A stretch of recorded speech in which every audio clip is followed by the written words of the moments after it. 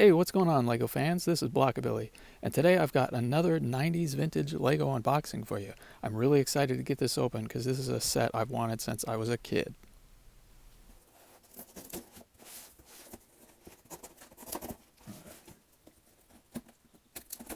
Okay. Okay. I think you're getting the idea here. Okay, so it's basically just all in this one bag.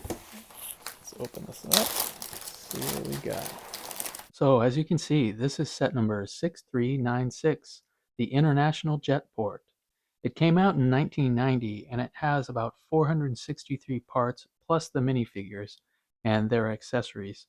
And there's 8 minifigures. There's a reason why I wanted this set so bad. So as a kid in 1990, I actually got the airport shuttle monorail, which is such an awesome set. And I loved it. It was like definitely my favorite Lego set I ever had. But I never actually had an airport. In all my time as a kid, I had so many sets, but I never had a airport. So my airport shuttle kind of never went anywhere, just around town. I think I got a pretty good deal on this, especially because I kind of always wanted it. I would have been willing to basically pay full price for it, but I couldn't really justify that. So um, I got this on eBay, and I won the bid at $76. So that's really good for this set. So the average price for this used is around 120, and then if they're in really good shape, sometimes they'll be 200 or more, but so it's around 120. Um, so obviously from eBay, I also had to pay shipping. I mean, it wasn't included, so that was another $16, and then I had to pay some sales tax. So I ended up paying around $100 for this. So, and even I guess if I got it on Bricklink, I'd probably have to pay shipping too. So, um, I mean, it's probably would have been 120 plus, you know, $10, $15. So this airport has uh, 4 large size base plates. And what was really cool about this is that it was listed with only 3 of the base plates. And then I contacted the seller after I won it, not even when I was bidding, but after I won it. And I said, hey man, do you have that that 3-way intersection? Because that belongs with this set. And he went and looked and he said, yep, I got it. So he included it, and that was really awesome. It was listed as, I forget if it said like 85% complete. So from what I understand, it's fully complete except it doesn't have the helicopter.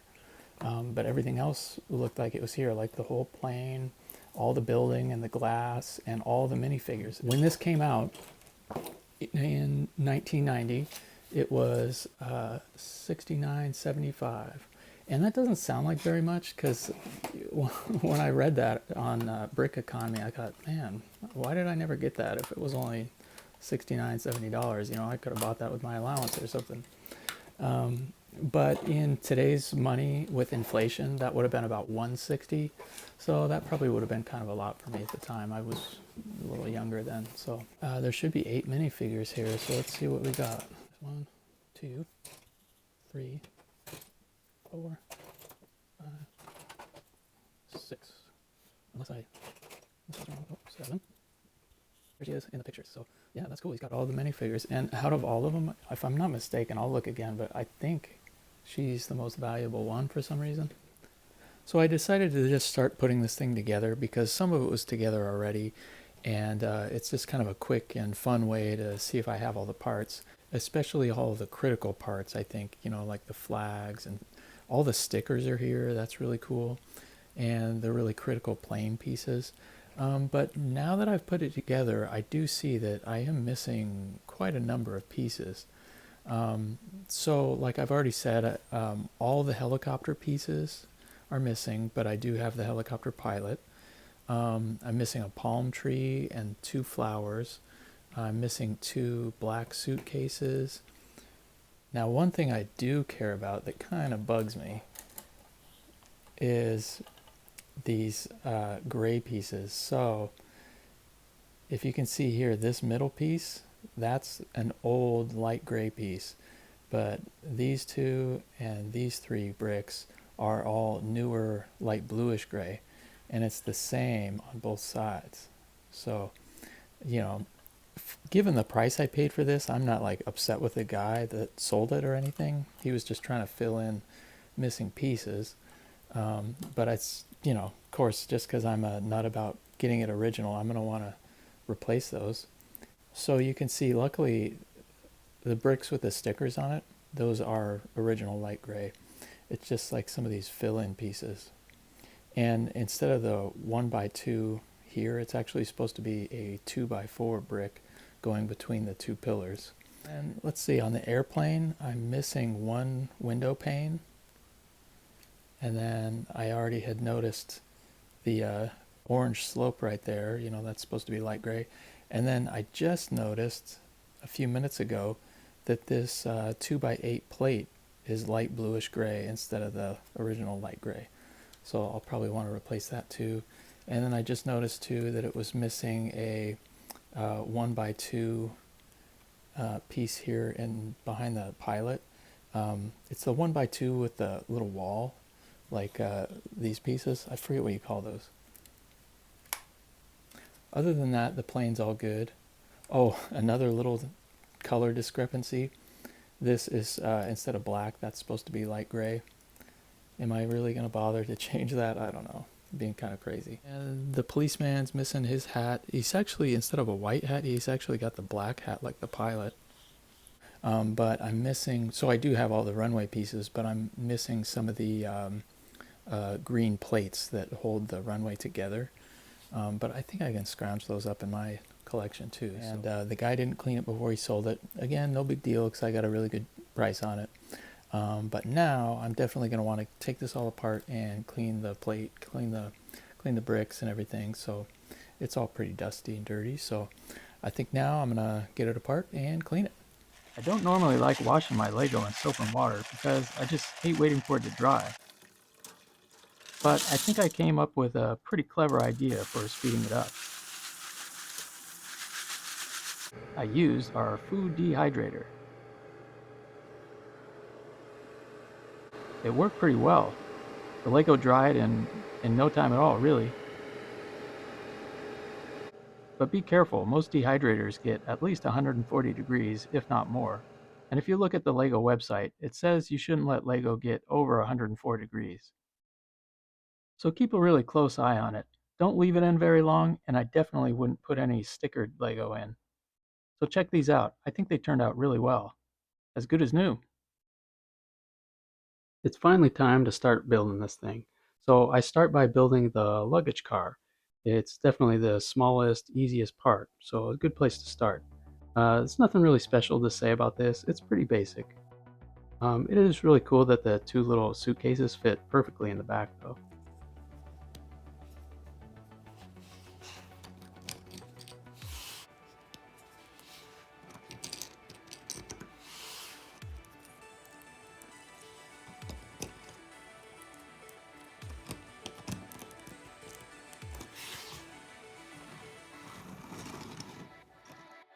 Now onto the airplane. This is a great little plane, especially for the classic town time period. Its size and scaling matches with the airport pretty well. The minifigures fit in the plane just like perfectly. There's no extra space. The profile of the plane is really nice. There's nothing really special to say about the build process. It's all really basic, really classic build techniques. And just for fun, I decided to do a stop motion build for the airport.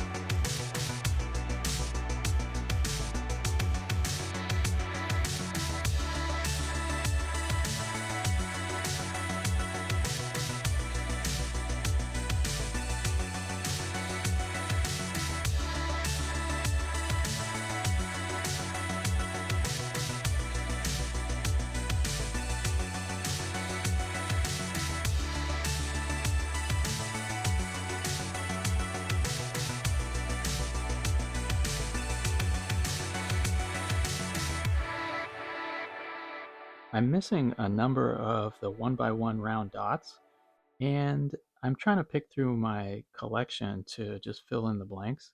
But my kind of OCD collecting is getting the better of me. So I noticed that the new dots seem to be molded individually. They still say Lego, but you can see they're molded from the top. You can see the injection point right there. The old dots are not. They pretty cleanly just say Lego because the old dots are molded two on a spur. So I think right there you can see where it came off the spur right there. I don't think I'm going to be that picky. I'm just being weird. But just something interesting I thought I'd point out. Okay, here it is, all done. And I know by today's standards, this is a really plain set, but for an old classic town set, I just think it's so cool. Before I go too much farther, I always like to point out unique pieces, and even sometimes pieces that came out with the year when the set came out, if that makes sense. But this set is made up of really basic pieces, and there's almost nothing that's unique. So the one thing that is 100% unique to this set are the base plates. So these four base plates, these runway pieces, they only came out in this set. And then there's the one like plate bundle where you could get these runway pieces. But as far as a complete set, they only came with this set. So I thought that was pretty interesting. I'm kind of surprised by that. Other than that, there's nothing else that's totally unique to this. The window pieces here, like the corner piece and the other panels, they only were in four airport sets in this light blue, but still not very unique. And then in other colors, you'd see them all over the place. Everything else is really basic parts. I have all the runway lights in now, and in my own collection, I found the green plates that I was missing, except for the longer ones that go on the end of the runway. So I'll just have to order those online to finish that off. Also, in my own collection, I found like a spare palm tree that I could use and the two red flowers. So I'm really not missing very much anymore. I set the runway pieces aside for now just so I could give you a closer look at the building. And the airport is pretty basic, it's pretty small, but for a classic town, it's got a really cool look. I really love the classic airport logo. So the guy in the tower,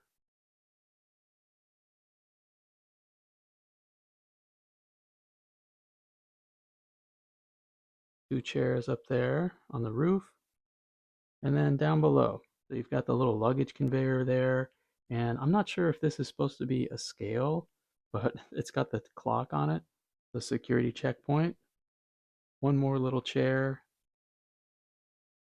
the luggage lockers, and then the arrival departure sign. It would be nice if there was a little bit more in here. Maybe I could add some more myself. Kind of plain on the inside. But for a kid in the 90s, this set would have offered a lot of fun. So now lastly, I just need to get this incorporated in my layout, and I've already reserved the perfect space for it. So when I built this new expanded layout, I made sure to save enough space for the runway pieces, and it works out perfectly with a shuttle launch set to fit the airport just right here. So let me get that in there and show you what it looks like. Here it is. I've got the airport in my layout now. And now the airport shuttle monorail actually has a place to take passengers. It's a really tight fit, and the plane's going to have a hard time taking off and landing around the train track and the monorail track, but we'll figure it out. Otherwise, it really does fit in there perfectly. It worked out just right with the other base plates and the base plates of the shuttle launch. And look at how dusty this set is compared to the airport set that I've just cleaned. I put the shuttle launch set together when I was a kid, and I have never once taken it apart. So I think it's overdue for a good cleaning.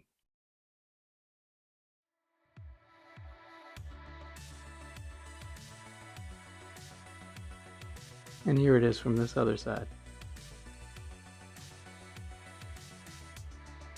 Of course, the backside doesn't really make sense right next to the shuttle, but whatever.